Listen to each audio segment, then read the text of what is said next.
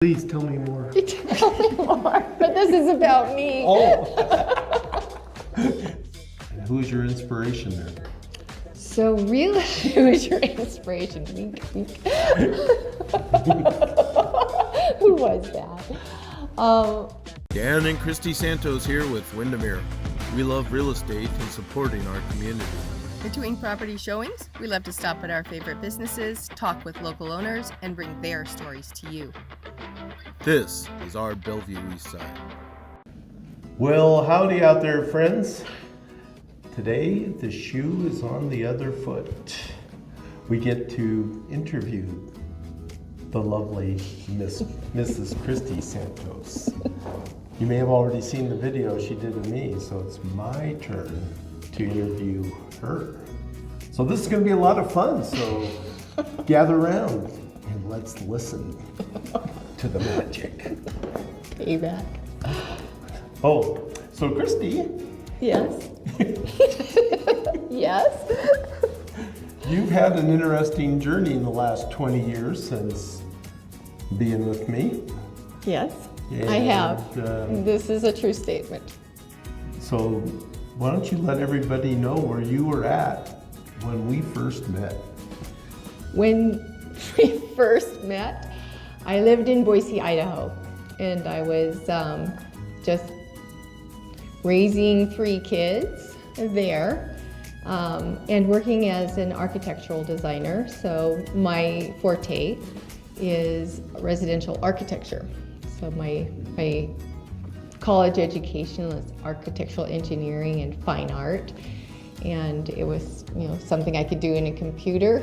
I love design, I love detail, I love homes, and I love people. I love people's stories and how they use their homes. And so I had my own business there and was feeling pretty happy in it. Yes. Yes. Until a magic moment happened. And what was that magic moment? Okay, all right, so don't hold this against us or me in particular, but I had put a profile online. I think it was match.com. I was playing soccer with friends and ladies soccer, and also with Brad, my oldest son. We were on a co-ed team and just running full sail and just having really a great time. But I did have this profile out there. Hadn't really found any dates out of it, but I got this little ping from Dan, and he kind of a wink, and I thought, like, does this guy know that he's winking at me from like Seattle area, or does he think that I'm living in Washington? And I was so far away that I thought that it didn't seem realistic from my point of view. So I wrote him back, do you realize that I'm not in your geographic area? Yeah. I thought it was a reasonable question. He pinged back, if God is in it, then distance probably isn't going to be a problem. And I thought, well, that's a pretty good answer, given my faith too. I believe that if God is in it, there's not very much that can get in the way if it's His desire. So we started doing a lot of chatting back and forth and communicating over the phone, and my cellular bills skyrocketed. But that's how we met. Yeah. So after the real magic moment of marrying your ideal man. Yes. Yes, that was you. Moving you to Seattle. That was tearful. That was a little bit painful for you in the beginning. What were some of the struggles you were going through there? Anytime you leave behind your friends, your family, friends in an area, you leave behind your emotional and your support system. And I needed to reestablish it here. Plus, my older kids, Brad, Sarah, and Shayla, were near like near adulthood. Brad was working at the time, Sarah was in college, not in our home, and then we had one in high school. So moving, it was rough. It was a tough one. I dearly, dearly loved my girlfriends and our soccer team and what we were doing there. And moving into a new, larger area and finding that was a challenge. I joined a women's soccer team here, but it's not the same thing as ladies that you've been running with for so many years. But it was good. We got ourselves into a church, I think, that you'd already been attending, and that was great. It was a great way to make friends who were like-minded. I think anytime you get into the community, you need to dig into places where you'll find like-minded people, wherever your mindset is, and then invest in them, love them, and you'll find that people start to love you back. Well, you had some additional struggles with the geography and trees and weather, and I just kind of laugh because now you really embrace those and seem to love them, versus when you first got here, it was all new to you. What were the big differences for you between Boise and Seattle? At some point along the way, I had to realize that my body is waterproof, and that if I want to get anything done, I can't wait for the rain to stop here. I also had to acclimatize to the lot less sunshine, right? So our climate in the Pacific Northwest, being a marine climate, has a lot of overcast days, and sunshine isn't always as abundant as it is in some areas where it's high and dry. So I remember the first year that I lived here, Seattle was going through a record drought. And that didn't matter so much to me because it just felt more normal, like I can do this is totally great. But the following year, we went through a record rain.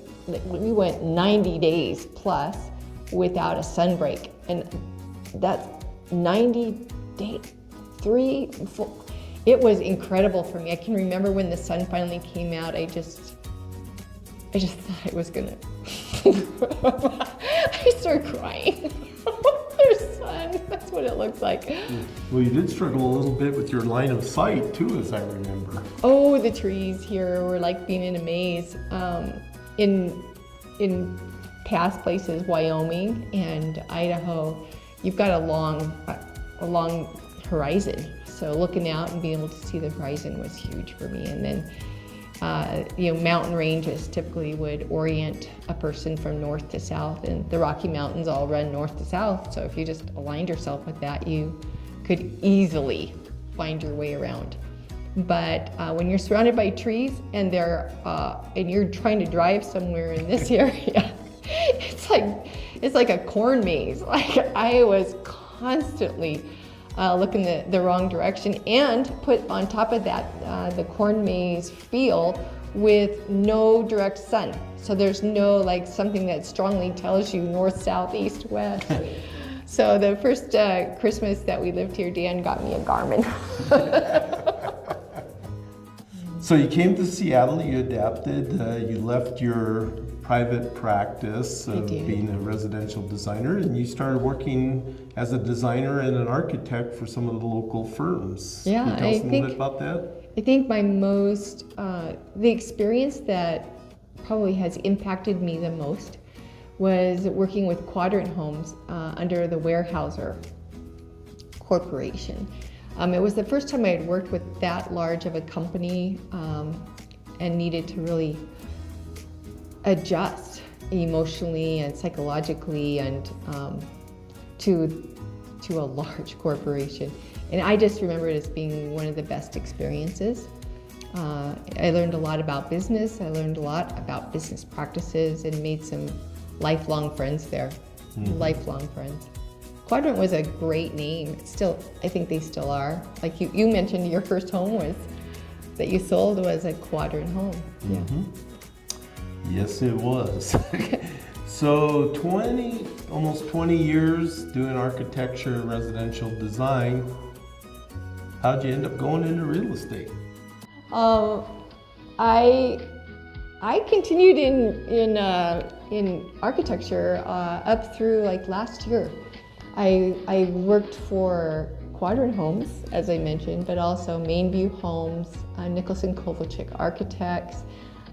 With Nicholson Kovalchik, I worked for several of the multifamily home builders, and then went to work for Mainview Homes, and then Thomas James Homes most recently.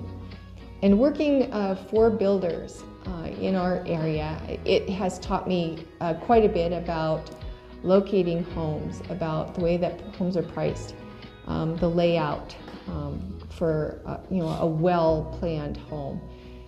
And who knows? I think a lot of you might be living in a home I designed. Who knows? But it also taught me in it attention to detail, and knowing like when you're working with construction documents, there's a lot of detail that works out in that, and you can't design something without paying attention to that. It's the core, and I bring that back into real estate in terms of my contracts. I pay attention to the coursework. I pay attention to people. That's served me well through architecture, is listening to how you live in your home. And here in the Pacific Northwest, we have so much diversity. We have the Indian culture, the Chinese culture, Thai culture, Vietnamese culture, white Caucasian culture, but we've also got the people out of Israel and the Near East and the Far East and Africa. And one of the most, I think, just eye-opening places for me was when we started to really look at designing homes for different heart ethnicities, and learning to really listen to people for the rooms, for the way they use those rooms, and then be able to put that together and really provide for them a home that meets their family needs. And I think that's a part of what I bring to architecture as well, this listening. Well, in addition to that, I think that you have some real strengths that I don't have, and I've seen them play out at open houses. I think it's fabulous that you can speak on a different level of clients than I can.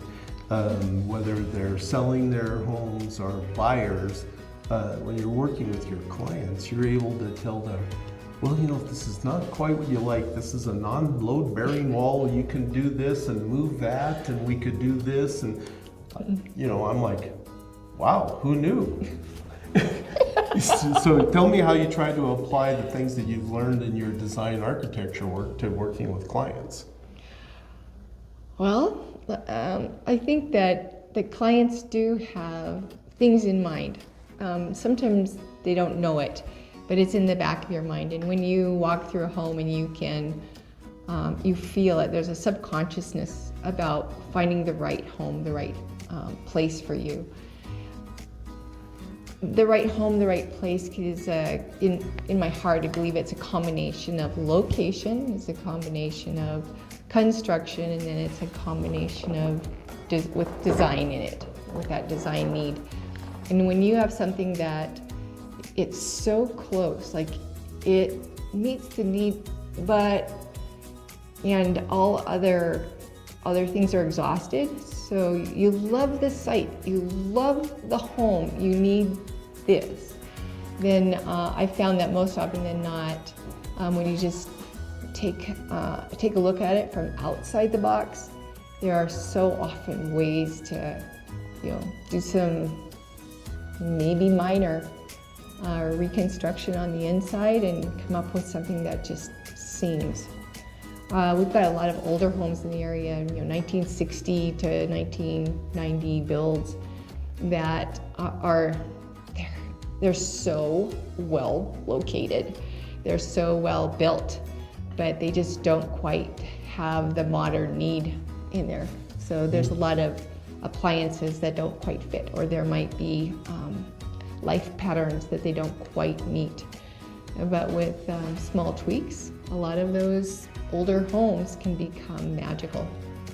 It's great when you can explain that to buyers, but I also like when you're talking to people about listing their homes, you can really tell them what updates that they might be able to do to add significant value to the price of their home. Well, absolutely. Years doing, looking over homes, both in design and interior design. So the materials that are current in the market and appliances, things like that.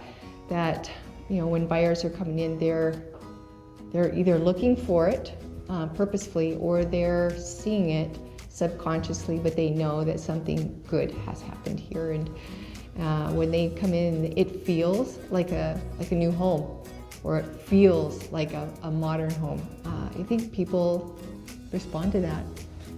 I agree. I think it's positive.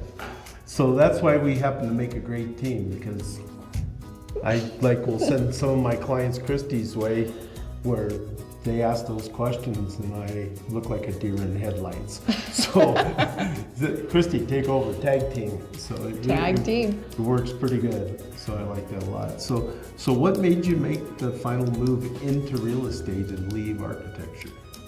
I think well, there's a couple things. There's market, but there's also just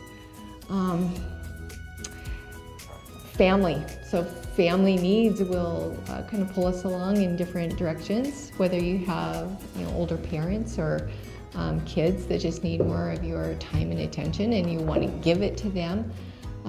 With real estate alongside you, I have more flexibility in my schedule.